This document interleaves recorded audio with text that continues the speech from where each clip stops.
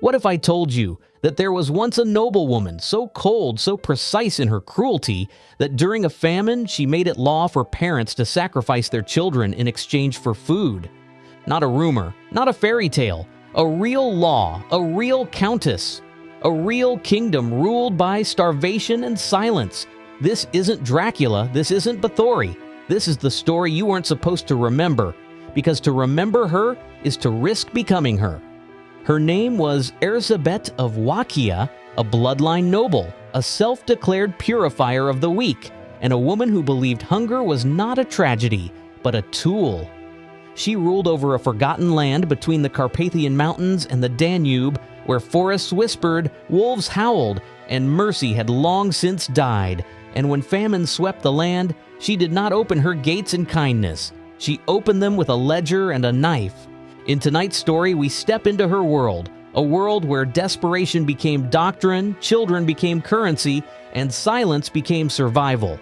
So lock your doors, light your candles, and whatever you do, don't listen too closely to the soup, because this is the law of eating children, a kingdom of hunger. Wałkia. It sounds like something out of folklore, but it was real. A small forest-choked principality nestled between two rivers and forgotten by every empire that passed by. It was a place where winters were cruel, the soil unkind, and the shadows seemed to breathe. In the early 1400s, famine arrived, not like a thief, but like a god. Crops failed, rivers froze, cattle bones littered the ground like snowflakes made of ivory. People starved in silence. They dug for roots, gnawed on bark, and boiled leather shoes. But in the heart of this hunger, at the top of a hill in a stone keep, taller than any tree, lived Countess Erzsébet. She came from a lineage of nobles obsessed with bloodlines, so obsessed they married within the family until madness flowed as thick as wine. Her people cried out for food. She answered with a decree. For every sack of grain, one child. They thought it was labor. It wasn't. It was dinner. Because Erzsébet believed hunger was holy, a divine test to purify the weak, and her castle would become the temple where those too soft to survive would be served to those willing to eat. At the height of the famine, Countess Erzsébet hosted a feast. The nobles of neighboring provinces arrived dressed in fur and feathers, their eyes gleaming with greed and wine. The fire roared, the music swelled, and then the first course was served, something roasted, dripping with sweet, rich juices, garnished in rosemary and red salt. They said it was veal. They said it was necessity. No one asked questions. No one ever asked questions. But a mother in service to the kitchen, her eyes hollow, her hands trembling, recognized a necklace in the stew, a tiny chain with a red glass heart. Her daughters, her voice cracked the air like thunder. The hall fell silent. Erzsébet didn't flinch. She simply raised a goblet and whispered, "In this world, there is no place for the weak." From that night on, that phrase became law. Each family was required to give what she called a gift of strength, and those who refused, their homes burned, their names erased, their memory outlawed. What began as a feast became a famine ritual. The kitchen, a cathedral of butchery. The menu, composed in whispers and weeping. And Erzsébet, she dined not in madness, but in perfect sacred order. This is where horror turned into habit. One child per family. That was the price for survival. But over time, something even more terrifying happened. The people began to comply. Not with anger, not with screams, but with silence. Parents chose the youngest, the weakest, the ones least likely to make it through winter. Infants were left in velvet-lined baskets. Elders kissed tiny foreheads goodbye. It wasn't cruelty. It was calculation. Give one child, save the rest. The Countess's servants followed strict rules. No crying in the kitchen. No resistance in the halls. The meat was washed, seasoned, served with Hungarian wine. Erzsébet demanded elegance even in atrocity. Her cooks were orphans and beggars, trained not to scream, even when they recognized the face on the table. Her palace glowed with candles. Music drifted through halls. Guests danced. But in the basement, a butcher's opera. The villagers prayed no longer for food, but for forgetfulness. And still they came, basket in hand, hope buried beneath ash and instinct. This was not a massacre. This was a system. And from the top of her cold marble staircase, the Countess watched them line up and nodded like a priest accepting tithes. But not all were silent. A boy named Kalen watched as his sister was taken in a sack. He ran barefoot into the woods, frostbite biting his legs.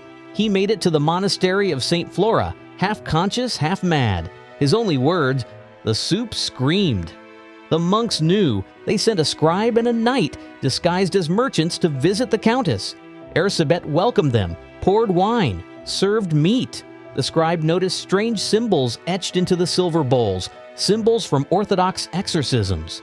When he stared too long, she smiled and said, "They purify the flavor." That night, the knight disappeared, his rosary found tucked beneath a plate shaped like a lamb. The scribe escaped, barely. He rode to Prague and published his journal under a false name. It was banned within weeks, but the rumors spread like fire. Across Eastern Europe, whispers grew of a countess who made famine holy, who served children like communion. And back in Wallachia, Erzsébet raised her glass again. She wasn't hiding, because no one believed the poor, and everyone loved a woman who could make starvation function. Every winter, Countess Erzsébet held what she called the Gathering, a twisted harvest festival where instead of wheat or wine, families were required to offer their youngest. Some arrived with lifeless bodies frozen in their arms. Others brought living children, silent and still, taught not to cry. They gathered beneath the castle's towering balcony, and the Countess would descend in a gown black as sin, stitched with crimson thread, as if her dress were sewn from dried veins. She'd inspect each offering like a farmer inspecting crops. She'd murmur, "From sacrifice sprouts strength."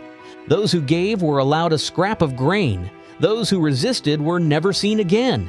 The festival ended with a feast, candlelit, ornate, disturbingly civilized. Nobles came from across the region to witness her divine order. They toasted with golden chalices and bit into silence. Even her dogs, massive black hounds, were fed better than the peasants, and she would watch them devour bone and blood, whispering, "See? Even beasts know gratitude." It wasn't madness, it was pageantry. It was power masked in ritual, plated like roast and wine. The Gathering didn't just break people, it rewrote what they considered normal. Not every child became dinner, some became servants, some became something else. One night, a girl named Mila, an orphan driven by grief, snuck into the castle with a rusted blade and a lantern. She'd lost everyone. She had nothing left to fear. In the kitchen, she found meats hanging from hooks, but no pigs, no lamb, just braids of hair, necklaces of baby teeth, and a single glass jar labeled "Silence." She screamed, but the walls of that place swallowed sound like soil swallows bones. A maid dragged her before the Countess. Mela trembled, ready to die, but Erzsébet didn't kill her. She made her a cook. From that day forward, Mela stirred the pots, whispered to by voices she recognized, the voices of those who had come before her, of those who would come after. The children who lived in the castle were never the same. They walked in perfect lines, never laughed, never blinked in rhythm with the world. They did not cry. They did not speak. Because Erzsébet taught them something no child should ever learn. Speaking invites memory, and memory invites madness. But even in the darkness, one man fought back. Yosef, a teacher turned rebel, scratched messages of hope onto barn doors. She can bleed. Do not forget who we were. Fire is louder than silence. His words sparked memory, resistance. The Countess noticed. She always did, so she unleashed the trial of faith. Each week, a family chosen, one locked in a box with food and a poisoned knife. Eat to live, share and die, not justice, a sermon of cruelty. Yosef was caught, not executed, caged, forced to write praises of her daily. But on his own skin, he carved the truth. Hell is not fire. Hell is watching and doing nothing. One night, Erzsébet stood before her mirror, but it no longer showed her. It showed children. Silent, watching, closer each day, she shattered the glass. By morning, it had repaired itself. So had the children's gaze. She heard breathing in the floors and saw eyes in her soup. Servants vanished. The well turned black. The orchard bore limbs, not fruit. In desperation, she summoned a blind witch. "You stirred the bones," the crone said. "Now they stir you." "What do I fear?" Erzsébet whispered. "To be forgotten," the witch replied, and vanished. That night, the castle echoed with whispers. Not from the villagers, from the walls. Erzsébet, devourer of famine, was no longer feared. She was remembered, and memory was the curse. Her final days were not loud, they were quiet. Her dogs stopped eating, the servants stopped praying. Her great halls echoed not with music, but with the sound of breathing beneath the stone. And then, one day, the gates stood open. No guards, no threats, no warning. The villagers entered and found her, seated by the fire, her hands submerged in a boiling cauldron. She was smiling. Her final words? "At last, I am full." They buried her without ceremony. No priest, no hymns, just cold hands and colder dirt. But days later, a storm unearthed her grave. Empty.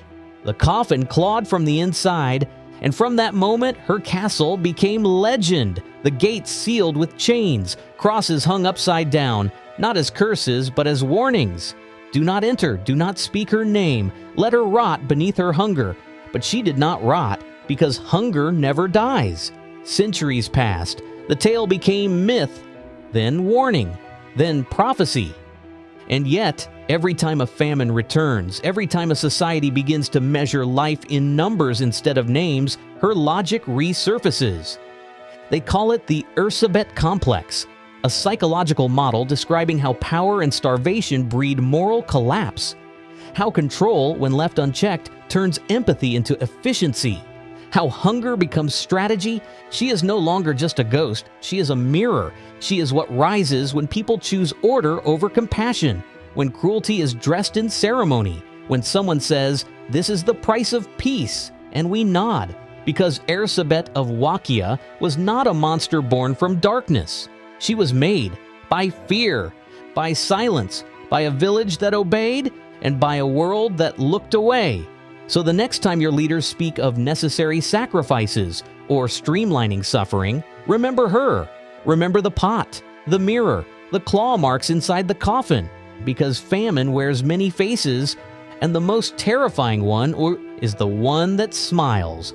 So, was she a monster, or just the mirror we don't want to look into? If this story unsettled you, even a little, like the video. Subscribe for more true horror from history, and drop a comment below. What would you do to survive? Because Countess Erzsébet isn't just a tale. She's a warning, and she's still hungry.